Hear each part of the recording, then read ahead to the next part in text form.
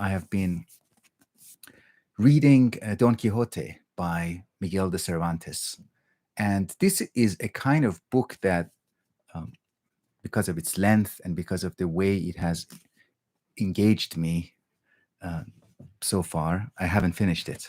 I am right now on on the second part, on page 604. This is the kind of book that makes me feel great, but not the kind of great that is associated with being talkative and talking a lot.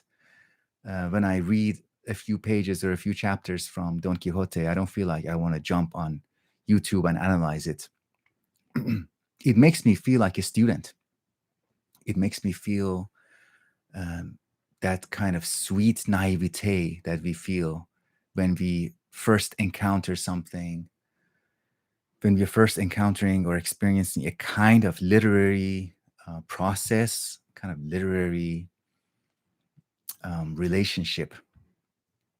And there is, of course, a book like this has an aura around it.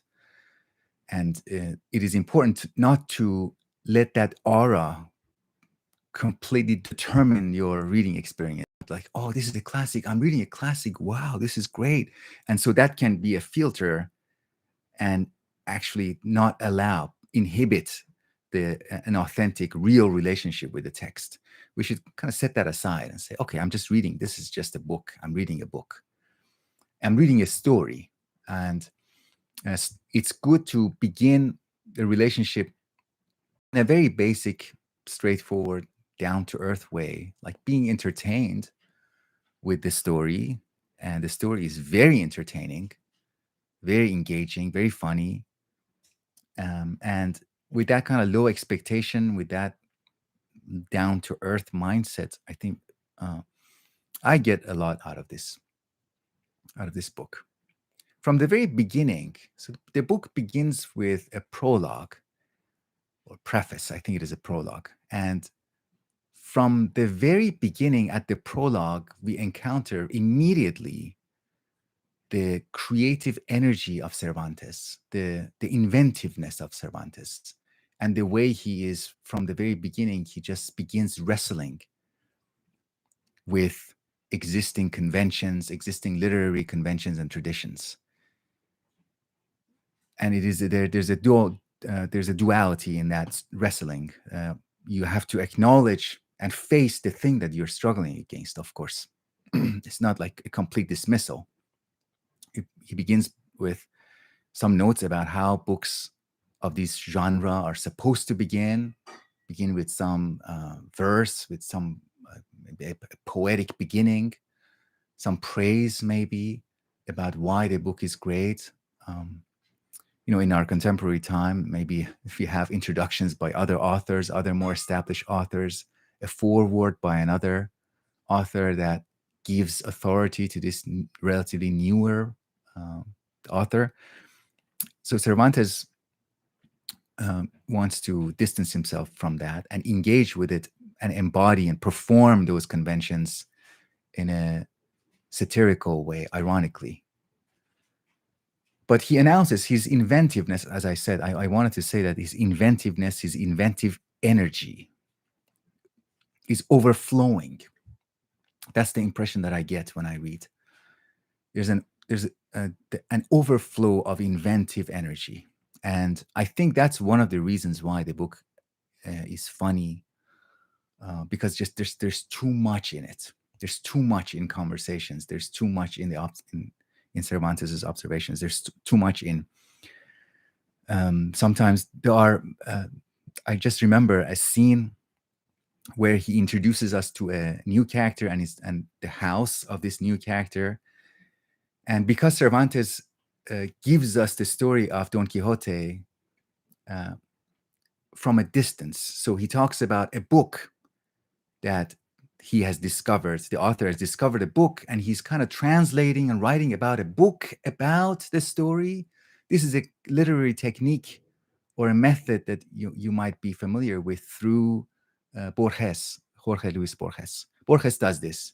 He assumes or imagines that there is already a book written about the subject, about a story that he's writing about. So his task is, in a sense, his task is to just get us to that, create that connection between us, the readers, and that book, the other author. This technique is surprisingly impressively, it was used by Cervantes. And there's that scene that I was thinking about, the scene where Cervantes introduces a character and the character's house. And he says, in the original book, there's a lot of descriptions of the house, but I don't want to get into that. I don't want to translate or include those detailed descriptions that are irrelevant to our main narrative. So I won't, let us not get into that. So that is, and to me, that's another aspect of the overflow of his creativity. There's so much that he has to narrow down and control himself. While controlling himself, he has to announce that, oh, I have more to tell you, but I can't, because the stuff that I'm telling you has to be contained within the book.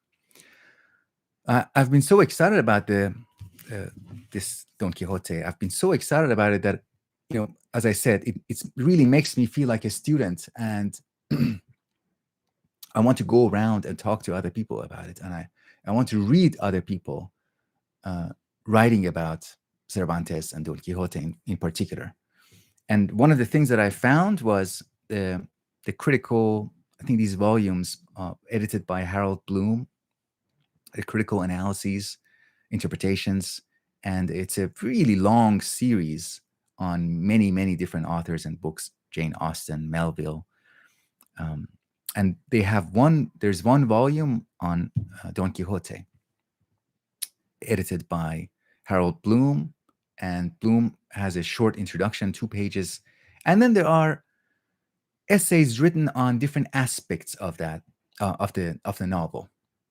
But they're quite academic, and each essay is a little bit reductive, focusing, discussing a very specific aspect of Cervantes, his work, his task, what he pays attention to, what he constructs in this book. So the first essay, after Bloom's introduction, the first essay in that collection, I can't remember, unfortunately, the name of the author. Maybe I can put it up now, but it's not important. That first essay is about the theme of imitation and invention. So how Cervantes is talking about, as I said in the prologue, that he doesn't want to imitate, and yet he kind of does imitate. And more generally, the theme of imitation, being a member of a tradition, being a participant in a tradition, any tradition, including the tradition of being a knight errant. It includes certain imitative actions that you're following in the footsteps of previous masters, previous people who have done, who have walked on this path that you have chosen for yourself. And we can talk about writing in ways that are that focus on the imitative aspect of writing, and then invention can be seen as the opposite of imitation, or it could be as a complementary aspect of imitation, something that you begin by imitating, and then on top of your imitation, you can introduce these novel moves. You can introduce inventive moves, creative moves, while you're already imitating parts of your tradition. So that was one essay in the Bloom collection, but the essays I found quite dry. And then I found another volume, another kind of commentary on Cervantes and Don Quixote, and that is a series of lectures by Vladimir Nabokov, and they're called Lectures on Don Quixote. And that's so far, I'm really enjoying that. I've just started. I started last night before going to bed, and I'll just take note of one thing, one really pleasant note. So he begins by, in the introduction to the lectures, Nabokov says that the critics are generally divided in relation to Don Quixote. They're divided into two extreme sides. They take up either of these two extreme positions. On the one side, there are people who say this is an overrated book. It's not worth your time. Don't read it. It's overblown, overrated. Um, it's not that great. And on the other side, they say Cervantes is the equal of Shakespeare, and this is the beginning of the art of the novel. It's all here. You must read this book. And so Nabokov says, using the language of Don Quixote, he says we should be. Let me capture it. Let me try to say it correctly. He says we should be careful not to fall under the spell of these enchanters. So reading Don Quixote makes this line so much more enjoyable because the enchanters, of course, it's a theme.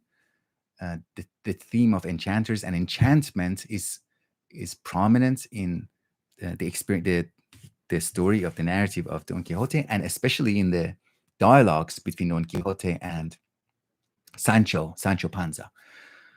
A lot of times, because Don Quixote is not exactly in touch with the, should I say, he's not in touch with reality. He has his own reality. He's not in touch with he doesn't have that common sense, the ordinary sense of reality that other people enjoy. Being charitable to the Don Quixote, because he's in touch with a different kind of reality, different kind of world. There are occasions where he has to make sense of something that is really odd, doesn't fit into his world, into his framework. And the theme of enchantment is very useful because every time he finds himself in the wrong, mistaken about something, like the windmills, for example, he recruits, or he evokes the enchantment theme as an explanation as to why his experience doesn't match his belief. What he sees doesn't match his conviction. In his conviction, he's at war with something. He's participating in a grand war, series of battles between good and evil, and he's on the good side. But in his empirical, concrete experience, things doesn't seem that way. So he explains that with enchantment. So Nabokov, it's very interesting, very pleasing that Nabokov evokes that enchantment from the very beginning. It's like, yeah, we have read this book, we are talking about this book, and we can use these inside jokes are now at our disposal. Another thing that Nabokov wants to combat, wants to go against, wants to resist, is to reduce this novel in terms of just a treatment of, maybe a philosophical treatment about appearance and reality. He really doesn't like that kind of academic reduction of this novel, that you can basically translate this novel as, in terms of, translate it into an essay about appearance and reality and human experience. There's much more to it. As I said, I really believe in beginning with simply being entertained, just enjoying the language of Cervantes. Again, another scene, speaking of the language, another scene that pops to my head now is from one of the many charming dialogues between Don Quixote and Sancho. And Sancho he chooses his words incorrectly sometimes. So he wants to say censor, say, Your Grace, don't, every time I say something, you censor me. But instead of censor, he says sentence me. So incorrectly. He chooses the incorrect word. And Don Quixote snaps at him and says, Oh, Sancho, you corrupter of language. May God confound you. I was like, oh my God. When I read this, because Don Quixote's own use of language is extremely polished, it is extremely graceful. And that's one of the things that throws people off, because they can't tell if he's a really educated, learned individual or if he's insane. And two of the characters in particular, I think they were Don Diego and his son, Don Lorenzo. Wow, I'm surprised you remember the names. So Don Diego and Don Lorenzo, they're two characters, father and son. And when they talk to each other behind Don Quixote's back, that is their main concern. And that is what really surprises them the most, because they say, it is not clear whether Don Quixote is a learned person, if he is a wise person, or if he's insane. It would be more accurate to say he's an insane person who has these moments of lucidity, or he's a lucid person um, who is insane. So he's a very interesting and confusing for other characters mixture. Yeah, there are many different directions we can take this. It's, as I said, if you begin with just the story, just listening to the story and not saying, okay, what is this book about? What is he really talking about? If you resist, if we resist that urge, I think we take a lot more from the reading than if we begin with a position. If we begin by saying, oh, this is a critique of maybe tradition. Maybe he's criticizing, I don't know, the Catholicism of his time, which is, I don't think it can be very, that kind of position cannot be justified. It cannot be, we cannot provide a very clear, convincing, straightforward justification for it, because the novel is very complicated. And if you begin with a position like that, if you say this is a political novel, or if it is a cultural criticism primarily against Catholicism, let's say, or against Reformation, either side, it will decrease the experience, the literary process with a novel, I think.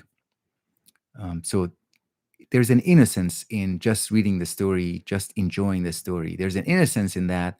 And that, in addition to the innocence, in addition to the entertaining value of it, that position is the starting point of all those other possibilities. So you can go from seeing it as an entertaining story to a political treatment, to a philosophical treatise, to a cultural treatise. And then you can come back to just the story, to the bare story. I personally like to believe that Cervantes really just primarily, first and foremost, he just really loved language. He loved what he was doing with language. And second, he really loved stories. And so much so that he likes to tell a story within a story, such that the second story could be an echo of the first story. So there we read after a while, hi Saba, after a while of reading about the story of Don Quixote and Sancho, that we are sufficiently familiar with that base story, that the basic story, the baseline, and then we get a second story, a story within the story of the two best friends. And that's a really interesting story about, just to give you a very, very brief summary. There are two really good friends. One of them falls in love and gets married, but then gets obsessed with the idea that maybe his wife will not be faithful to him if her faithfulness or loyalty is truly tested. If she faces a very difficult test, maybe she will be unfaithful to him. So she tries to force or really convince forcefully his best friend to seduce his wife. And that fixation, that obsession, that the fact that he cannot shake off that obsession, he cannot shake off the idea that I just want to know, I want to know the truth. And he can no longer tell the difference between matters of fact as existing independently of him and his participation in bringing about those matters of fact. That he's actually changing the relationship. He's pushing his wife into um, unfaithfulness, into cheating on him. And then when we read that story, we can see echoes of Don Quixote's story into inside those sub stories. That adds to, it's not just uh, bonus stories, more bang for your buck. We are, in fact, reading more about Don Quixote by reading those seemingly irrelevant stories. So he's giving us a commentary on the main line of narrative, but those commentaries come in the form of new narratives. So, really good, really good. I've been enjoying it. And as I said, I know that I'm talking right now, but my default reaction to reading a book like this is silence. And it is really difficult to initiate speech after spending time with Cervantes, after spending time with Don Quixote. I just walk around the apartment, giggling, laughing, being moved, being emotional, because I'm not a very fast reader, and that means that I've been spending about 2 weeks with Don Quixote, and I've been living with him for the past two weeks while I was sick, while recovering. You know, a little bit after I wake up, before I start my work, I indulge in the guilty pleasure of reading a little bit, and before going to bed, I also read a little bit. So I'm making slow progress, and like I said, my default reaction is not jump into analysis and jump into recording a video or doing a live stream like this. My default reaction, the first reaction is I just want to sit and think more about it, or I want to find commentaries on the novel. And the Nabokov, I think so far, based on what I've seen, the lectures on Don Quixote by Vladimir Nabokov would be, in my view, the best companion to the novel. Aside from that, the Bloom, the Bloom volume is, I mean, who am I to say anything against that? It's great. It's let me get the title. So it is Bloom's Modern Critical Interpretations. And this thing that I found is the volume is devoted to Miguel de Cervantes' Don Quixote, new edition, and it is less than 200 pages long. It consists of, I think, a dozen, 1, 2, 3, 4, 5, 6, 7, 8 or 9 essays.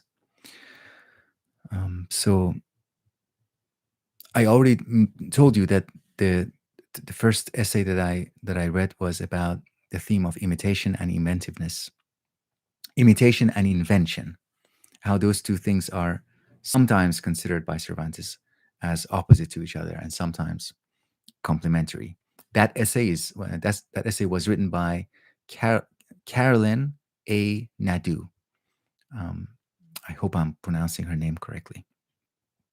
I think it is Carolyn, not Caroline, but I may be wrong.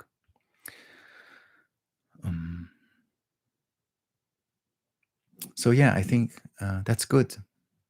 It's good for a return live stream. Still coughing, as you see. We just scheduled the first meeting for the discussion of Benjamin Fontaine, Existential Mondays, with John David and O.G. Rose. We decided to, based on John's suggestion, we decided to go through this book in 2 sessions and wrap up our discussion of this book only over 2 sessions. And I'm still thinking about a Kant reading group. Haven't finalized that. And our other reading group, my official reading group with my Patreon supporters, um, will be starting on January 16th. And we will begin with the first essay in Umberto Eco's collection, uh, titled Inventing the Enemy. And we are reading that first essay with the same title. Very excited about those. Very excited. In the meantime, I am teaching as a part-time contract lecturer. I'm teaching 2 courses. That is, I think, so it's the last time that I'm teaching that. It's just wrapping up some unfinished business with the institute that I used to work at full time. Just wrapping up some teaching tasks, some teaching duties, and that is very difficult. That is, I remember Sam Rocha talking about a teacher's task, a teacher's job being like speaking into a void. And that is a perfect description of my experience, speaking into the void. I'm teaching online over Zoom. There are in each class about 50 to 80 students, and all of them have their cameras off. Nobody speaks, nobody talks, nobody asks questions with voice. The few who ask questions use the chat function. It's all fine, but it's kind of exhausting. And I remember my reasons for not being able to go on like that. Not being able to go on like that. It is teaching. Really, the essence of teaching is generosity. I truly believe that. And to be generous and to remain generous, you have to take care of yourself. You have to make sure that you are in a right state where your generosity is genuine. It is not pretense. It is not false generosity. Where I was geographically located the past 5 years, 6 years, I was in a place where I couldn't really sustain my generosity. So, but I can do one last time. I can do a one last term of teaching, online teaching, into the void, and do my best and see, just being available for the students, keeping things simple, very straightforward. And then at the end of the term, we'll see what else opens up. Okay, 30 minutes. It's good. Time to say goodbye and close the live stream session. I just note, last thing I note is that I'm testing a new camera. I hope it looks better than the built-in camera on my my MacBook Air. Hi, Christopher. Thank you so much. Thank you for being here, for your comment, for watching the content on the channel. And thanks to everybody else who is watching, either synchronously or asynchronously. I look forward to full recovery, my voice and my energy, and talking more with you about Don Quixote, Cervantes, Nabokov, and other amusing and pleasant topics. Take care.